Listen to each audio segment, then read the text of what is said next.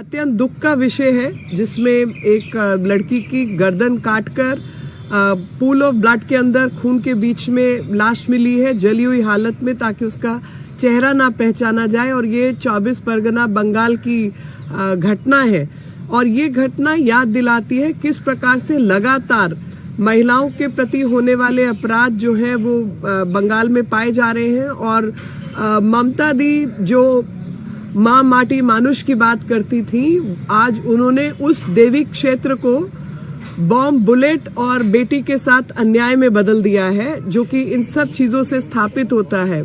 कल ही का विषय है कि एक बीजेपी कार्यकर्ता के घर में घुसकर उसकी माता की हत्या की गई। उससे पहले 5 साल की बच्ची का बलात्कार हुआ, 14 साल की बच्ची का बलात्कार हुआ, जिसके अंदर दुख की बात है कि ममता जी जो खुद महिला है, उनका बयान आया कि ये लव अफेयर का मामला था। आप मुझे बताइए कि लव अफेयर भी हो तो कम उम्र की 14 साल की लड़की के साथ कोई भी ऐसी घटना हो तो क्या वो घटना रेप में नहीं आती? ये तो देश का कानून है और देश की में किसी राज्य की मुख्यमंत्री को देश का कानून भी पता होना चाहिए।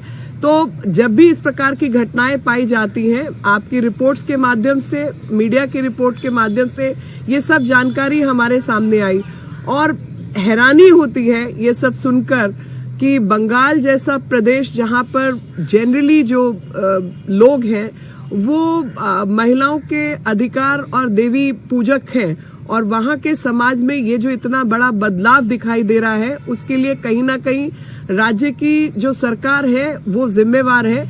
क्योंकि बलात्कारियों को अगर आप शरण देंगे, उनके खिलाफ कार्रवाई कमजोर होगी, तो लगातार इस तरीके की घटनाएं बढ़ेंगी। और जब आपको कोई मुख्यमंत्री ऐसी मिले जो कि सरकारी जो एडमिनिस्ट्रेशन है, प्रशासन है, उसको जिम्मेवार या उसको कार्य के प्रति प्रतिबद्ध करने की बजाय लोगों को ब्लेम करे, तो उनका हौसला बढ़ता है। जैसे इस समय पर ममता दीदी ने कहा कि पॉपुलेशन बढ़ रही है इसलिए रेप का इंसिडेंट बढ़ रहा है, तो ये कहने से यानी लोग खुद जिम्मेवार हैं, ना कि सरकार या पुलिस के लोग जिम्मेवार हैं। और आकर जब भी ऐसी घटना घटे तो किसी को भी ब्लेम करो, कभी विक्टिम जो है वो खुद जिम्मेवार है, जैसा कि वो 14 साल की बच्ची के केस में हुआ, उसको लव अफेयर बताया। और मुझे याद पड़ता है पार्क स्ट्रीट का केस, जिसके अंदर उन्होंने उस विक्टिम के खिलाफ कुछ और कहा था। 40 दिन के भीतर 15 इस तरीके के मामले पाए गए। पिछले 2022 के अंदर क्लास 4 की बच्ची के साथ इस तरीके की घटना घटी। तो मैं जानना चाहती हूँ आपके माध्यम से कि सरकार इस केस में कुछ काम करने वाली है या बाकी किसी को भी ब्लेम करने वाली है? इनके नेता आकर उसके ऊपर लीपापोती का काम करते हैं। जब ऐसी भी अभाग्यपूर्ण घटना घटती है तो ऐसी घटना में ना तो I.N.D.I.A वाले कुछ बोलते हैं, जैसे कि बंगाल भारत का हिस्सा नहीं है और बंगाल में कुछ होता है, दुर्भाग्यपूर्ण घटना होती है, तो वो किसी की जिम्मेवारी नहीं है। और इसी प्रकार से जो बंगाल की सरकार है, वेस्ट बंगाल की सरकार है, वो भी पश्चिम बंगाल की सरकार कभी महिलाओं को खुद, विक्टिम्स को खुद, उनको नेम एंड शेम करने लगती है।